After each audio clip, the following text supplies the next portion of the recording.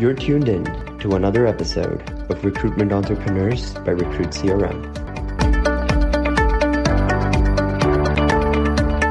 Hi guys, welcome to another episode of Recruitment Entrepreneurs by Recruit CRM. And today we have Yvette with us. And Yvette is from South Africa, and she's going to share her brilliant story of how she's been a recruitment entrepreneur over a decade now. Is that right, Yvette? Yes, 14 years. 14 brilliant. Years, and so, Yvette, to get started, can you tell us like your background and story, right? Like where were you born? What was sort of your upbringing like? And how did you end up, in recruitment, right? How that story. Yes. I was actually born in Zimbabwe and left very young. And then we came to South Africa and subsequently moved to George, from Johannesburg to George when I was very young, and I grew up in George. So that's it. I left George in my early 20s. And then I was all over the place really around South Africa. And I actually went into retail and hospitality. It wasn't my preference. But at the time, not having a tertiary qualification, you do what you need to do. And eventually, I got the opportunity to move overseas on an ancestral visa to the UK. And I was there for 4 years. Yeah, so I wanted to actually get into administration because retail and hospitality wasn't really my thing. I love analyzing things and debating things and administration, etc. So I thought admin would be my route. I eventually was given the opportunity to work for a really brilliant recruitment agency. It's Creative Personnel. They're based in central London. So I became the branch administrator there, assisting with recruitment and contract reformats. And to be straight, right? So your first job in recruitment wasn't necessarily as a recruitment consultant or researcher. You were in admin, and then you moved to recruitment over a period of time. Yes. Is that? And how do you think that was different than how is that experience different than someone who starts off as a researcher or a consultant? I found this to be highly educational and informative because I worked in an open plan office, literally sitting next to the CEO of the company. And I learned by listening to conversations. That's how I learned all about recruitment. And because I love psychology, I was always interested in the dynamics in the office and the conversations, people would have with the candidates and the clients and how to conduct those calls and how to deal with sticky situations. So it was extremely educational for me, just being in that office and being part of those, well, not actively part of those conversations, but being able to, listen from an audio perspective. And when did you transition to actually becoming a recruiter yourself? Yes. Well, I moved on within the same company to assist in developing a job board or promoting a job board, because they do gaming and audiovisual. So that was for the UK during the course of the day, and then the US later afternoon because of the time zone differences. So I did that for a while. And then after that, I thought I needed something more. I needed something a little more challenging. So then I applied to actually start seeing if I could do actual recruitment. And I got an opportunity at Adecco in central London. They do mostly office commercial. It's a bit of a strange story. I was there for exactly a year. I had no problem with the company or the job. It was really fantastic. But I met my husband online. Yeah. And he was a really crazy story. He was in South Africa at the time. So we eventually got engaged online, not having met each other in person, which is quite radically crazy. But it worked out, and I moved back to South Africa. We got married, and shortly after we did get married, I wanted to go back into recruitment, but I wasn't totally sure. It's a very I really wasn't sure about recruitment. I was thinking I would like to maybe do branch administration again, but I think the problem is once you've tasted recruitment and it's a very competitive, challenging industry, if you don't have a position that can match that sort of, how can I say, challenge and adrenaline level, it doesn't do it for you. And what were the commissions like in London as a young consultant? What? Oh my word, to remember the commission structures. Back then, I was just trying to keep my head above board, really. I did pretty well. But yeah, it just back in South Africa, when I was shortly after being married, I thought, there was a position that came up for a recruitment consultant just up the road, in fact. And so I thought, let me go and join them if I can. I got interviewed, I got that position. But, I was there only for a day. And I understand that, different agencies have different methodologies and setups. And coming from London and having that exposure and level of training, it was a challenge for me to fit in with the agency then, because back then there were large construction projects and you get different agencies. You get agencies that focus on quality and those who focus on obviously quantity. Just volume, right? Yes, what they say, pray and spray. And it seemed like this was the kind of approach, because I wasn't getting proper job spec information and 3-liners and everything's negotiable. And I thought, I can't work this. I need the candidate to make an informed decision. So after trying to obtain the information from management, they couldn't give it to me. And then I just realized this is not going to work long term. So I was very despondent. I went back home and I'm like, what am I going to do now? And then actually my husband and his side of the family are very entrepreneurial. So they said to me, why don't you start a recruitment agency? I thought, are you crazy? I've got literally 1 year of recruitment experience, of course, and, the previous administrative experience. And so with a bit of financial support from that side initially, then I started. And now to dig into this bit, right? Because this is important, right? If someone's starting out, and now I understand the numbers are different for every country, but if someone's starting out in South Africa, how much money did you actually put up to start the business? And did you end up spending all of it and putting up more, or did you spend a percentage of it? The initial startup because I worked remotely from a house setup, a home office setup. The costs are very low initially. The actual startup costs are very low. So obviously you need your telephony, your IT support, well, not IT support, but your computer setup, etc. And then a job board. How much would you say that was, right? Was it like a couple $1,000s for the first year, or like yes, what was that like? Yes. Oh, I have to try and think in dollars now. You can give me the number in rands and I'll convert it to you. Okay, the numbers in rands. Okay, let's see. So your job board, depending on the job board you sign up to, you could probably average on, well, obviously with inflation, it's not going to be the same back then, but today, of course. Say 5,000 rand for the job board, depending on what job board you sign up to. And that's per month? That's per month, yes. Okay. And depending on the package you subscribe to, and some job boards obviously charge for more users, etc. So the costs go up eventually. And then your telephony in South Africa is pretty cheap. It's not too bad. So depending on the calls you make, between maybe 2,000 plus a month. 2,000. Okay, that's not bad at all, because I think really not bad. Yeah, it's about, I think it's 14 or 15 rands to $1. So if you're spending like even 10,000 rands or 8,000 rands, that's like $500 a month, which is it's not a lot to like save up and like get into it.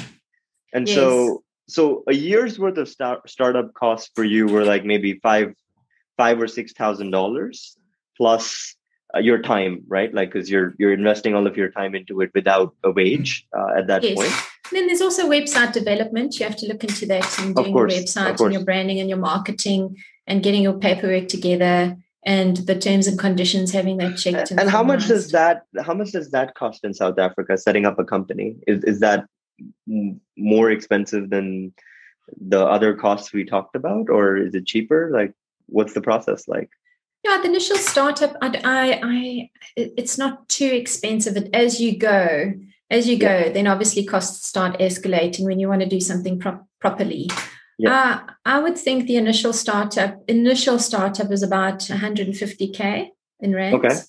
Okay. So $10,000. Yeah, $10,000. It's not give too or take. bad. Yeah. Got it. Too bad.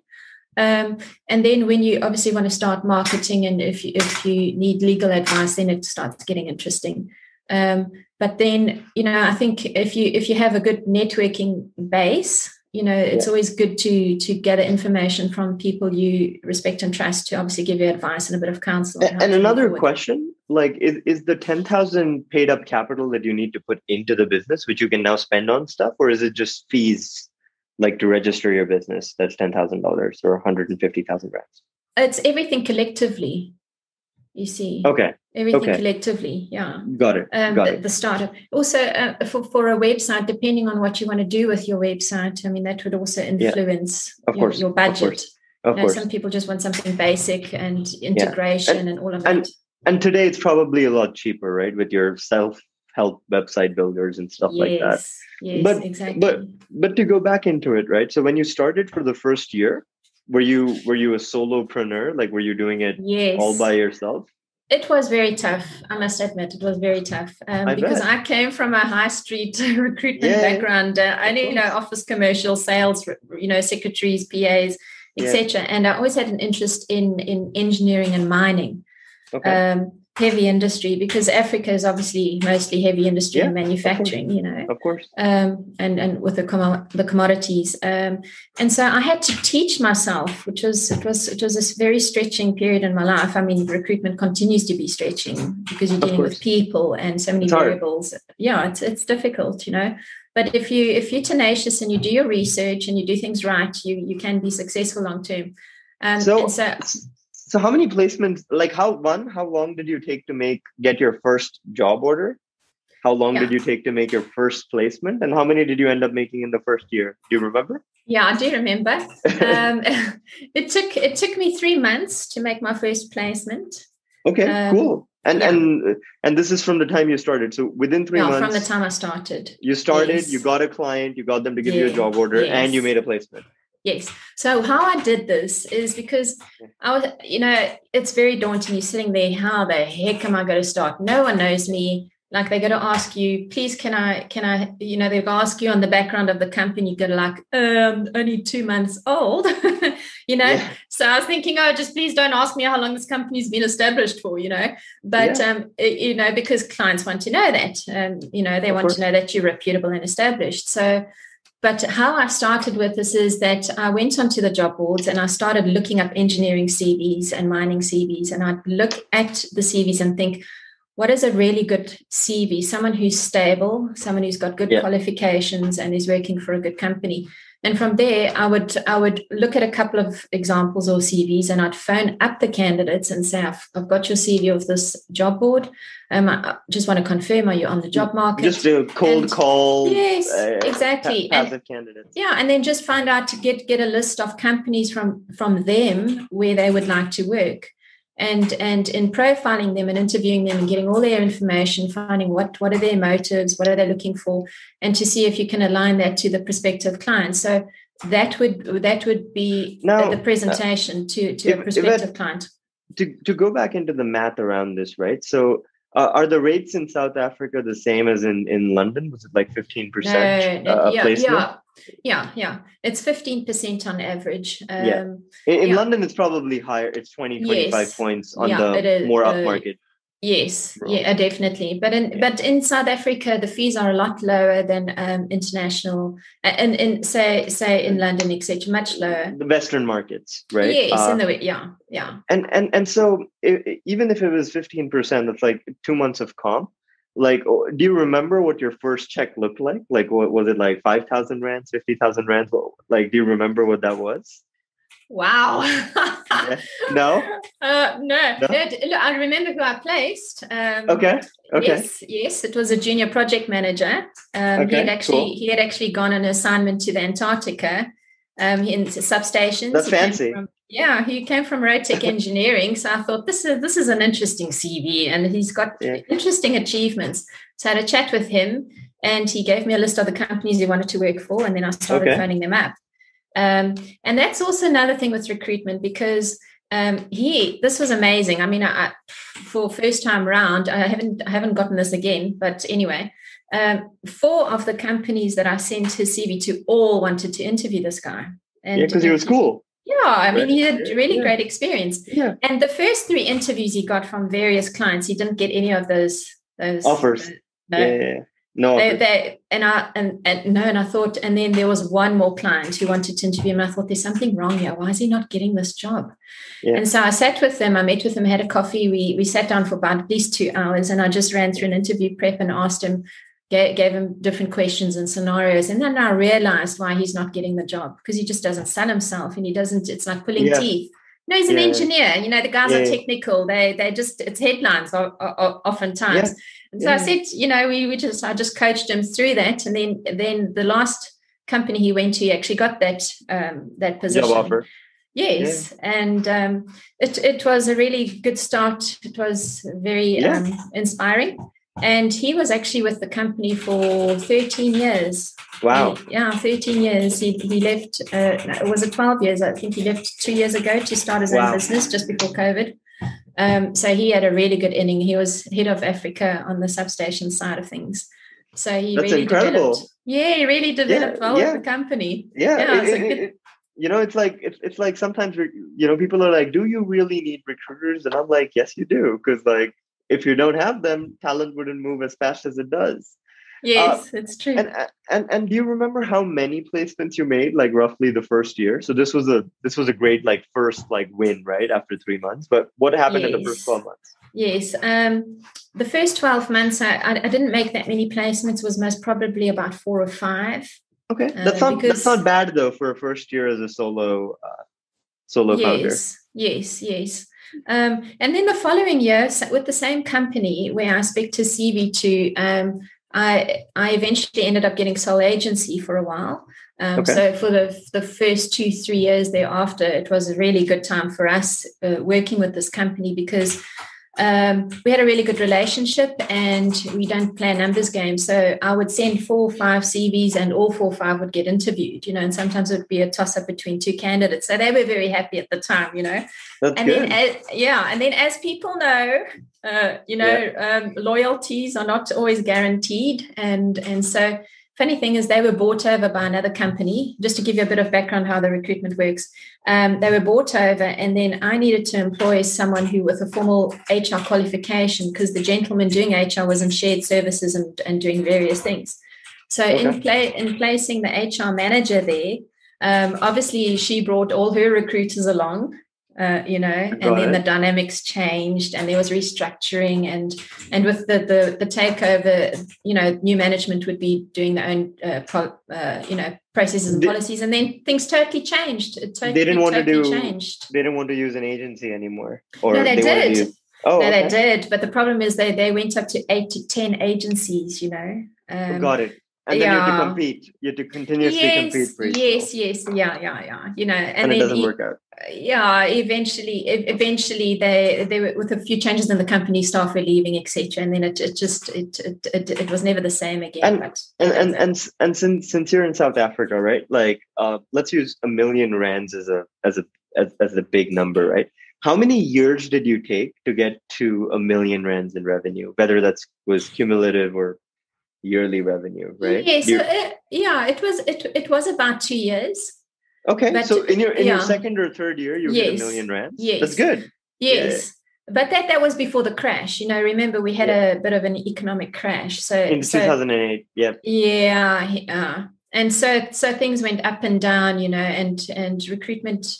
Yeah, it was a very challenging time. What was your best year ever, right? In terms of numbers. Oh no, you're asking me now in terms of numbers. Everyone remembers their best year, right? Because that was the year everything was nice. Sure. I can't. It's a difficult one to say, really, because it's a difficult one, Sean. I can't. That's fine. Yeah. Was it more than 2 million? Yes. Yeah. More than 3? No. So somewhere between 2 and 3. Because we've I'd say between 2 and 3, because I've never had a huge staff contingency with me. You see, of course. We're very specialized in what we do, and we don't work the numbers. So that's why yeah. Of course, this is a headcount game to a certain extent, right? If you have 20 consultants, there's a higher chance that you'll probably make more money, or in revenue, not profit, but revenue, than you would with 3 consultants. But Yes. now to get back into this, right? What would be advice you would give your 20-year-old self? My 20-year-old self. Wow. Would you still get into recruitment? Like, first main question, and the second question is like, yes, I would do. I think I would do. okay.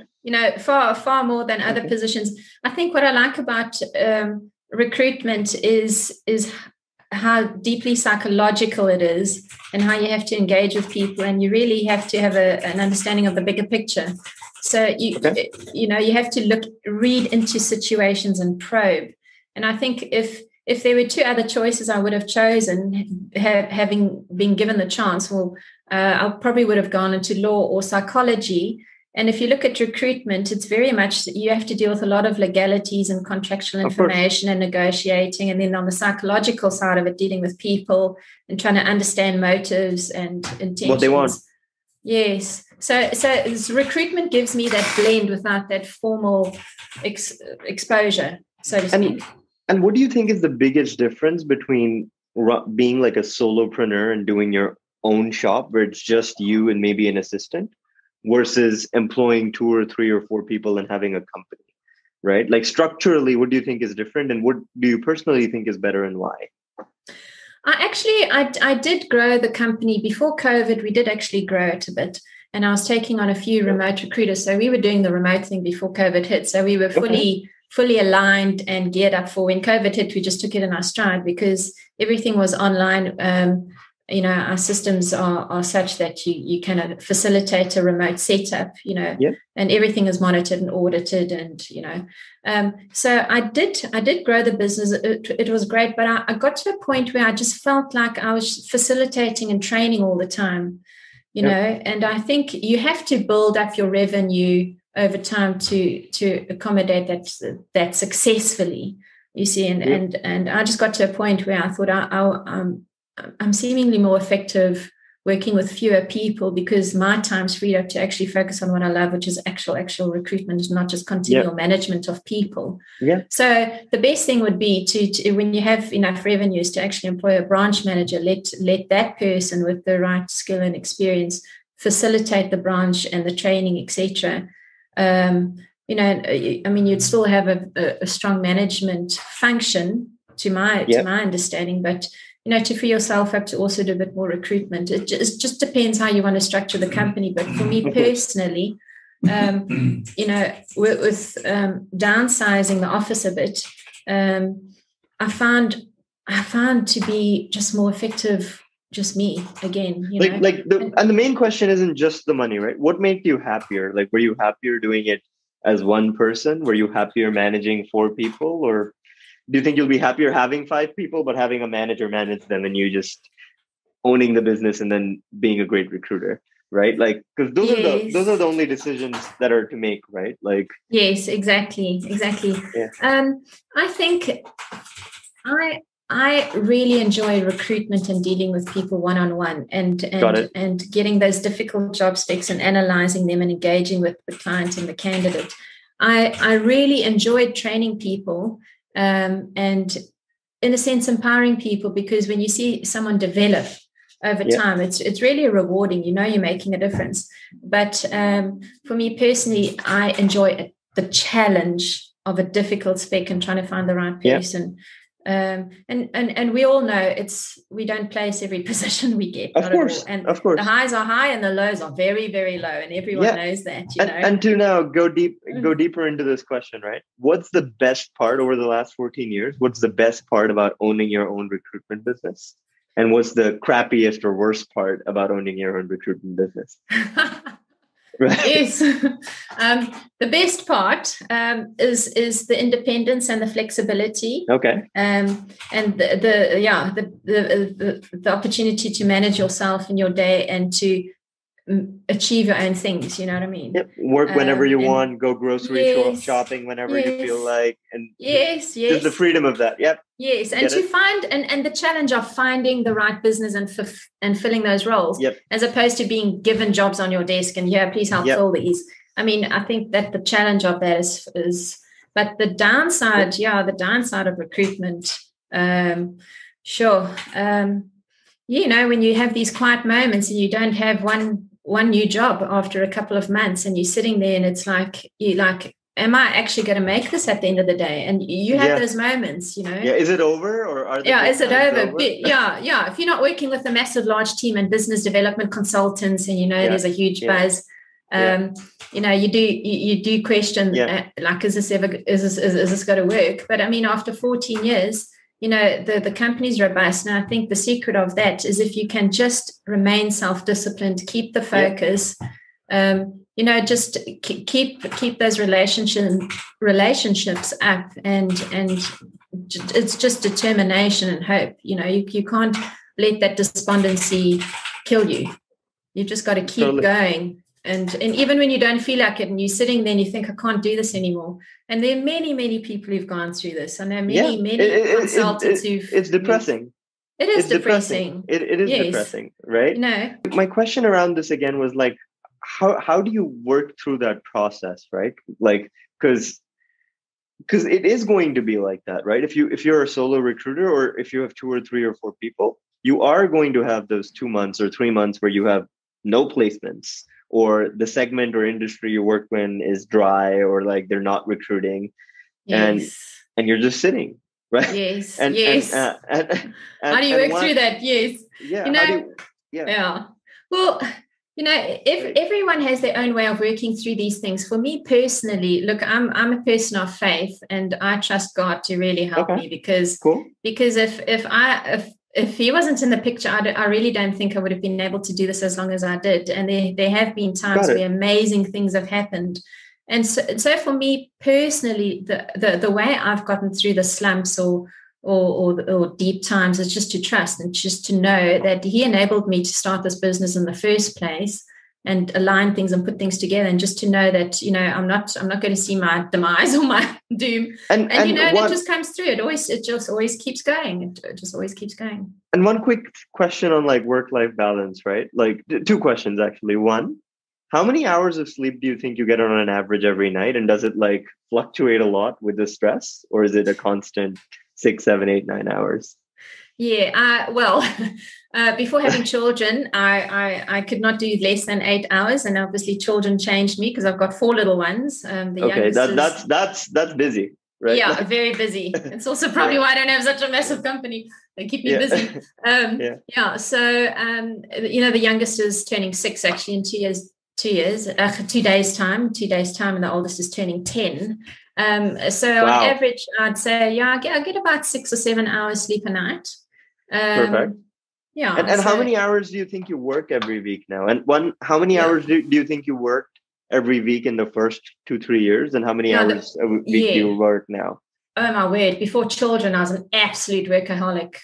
I tell you, come Saturday morning, I'd be in the office working. Sometimes 4 or 5 hours. I'd work late till 10 o'clock, 11 o'clock at night. I'm reformatting CVs. I just want to play. So would you say more than 50 hours a week on an average before? Oh yes. More than 60? More than 60? I wouldn't say more than 60. So 50 to 60. That's still a pretty. That's like 30-40% more than an average human, right? Like that. And that's a lot, right? Humans can't. And what do you think it is like now? Is it like you do a 40-hour week? Yeah, no. Now I'm very strict on my time because of family life. Of course, it's important. Yeah, very, very important. So come 5 o'clock. Generally speaking, some days I'll work longer if I can, if they're busy and I know I can get away with it. But when we had children, I decided, I have to balance things, and they're important. And as important as business is, your family is also important. Of course. And for many folks, recruitment is a lifestyle business where they say, hey, I'm going to work 50, 60 hours a week for the first 2, 3, 4 years.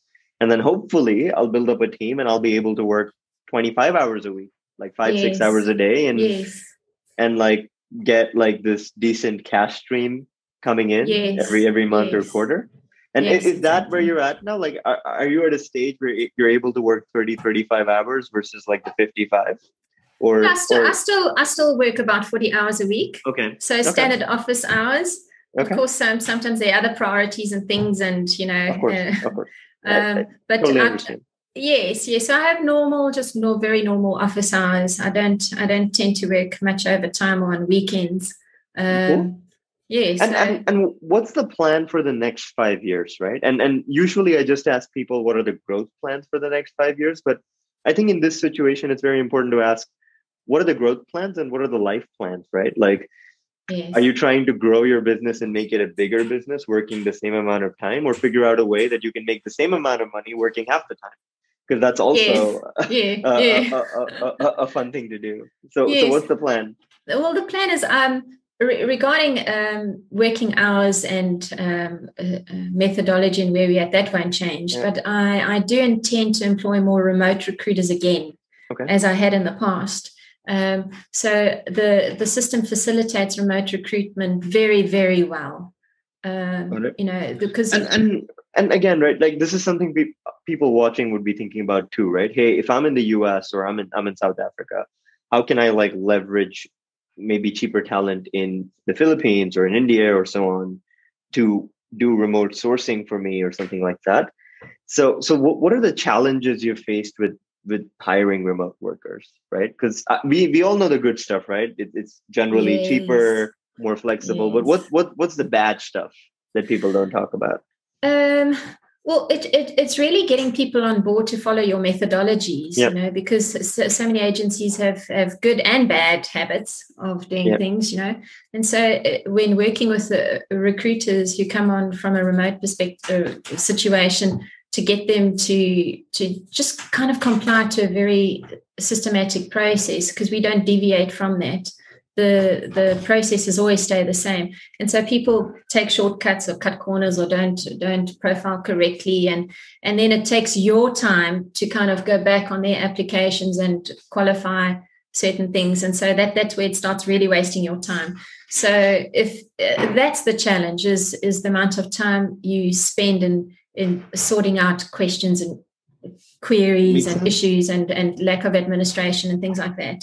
For example, in submitting a CV, the way we work at the remote recruiter won't necessarily submit directly to the client because you want one point of contact. So when you check all the profiling, the paperwork, then you'll check it. Yeah, it takes time. And so there's that extra operational time that's involved in managing a remote worker because you need to check their work because they might not necessarily be the same quality. Now, the last question before we close out this episode, if you were giving advice to someone that was starting a new recruitment firm anywhere in the world or in South Africa specifically, because you've experienced doing that, what advice would you give them starting a new recruitment business in 2021?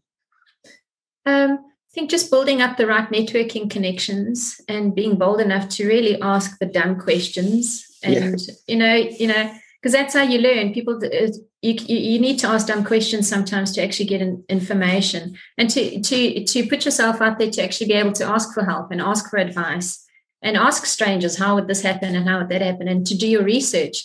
It's a heck of a lot of work. If you have to be extremely self-disciplined and interested in what you're doing, it's not going to come to you.